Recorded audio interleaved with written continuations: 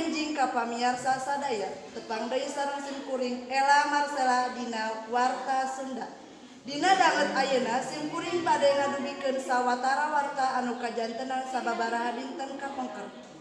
Dina poe Ahad anu geus kaliwat aya hiji kajantenan anu ngagegerkeun masyarakat nyaeta ayana longsor di caket pasawahan warga.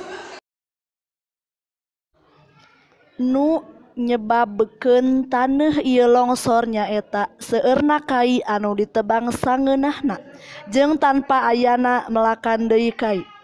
Tina kajadian ieu sakedikna hiji warga pupus anu jenenganana Bapak Sobri tukang macul sareng 4 warga sanesna kudu dicanda ka Cimende kusabab tulang pandanganna pateuh katinggang urug.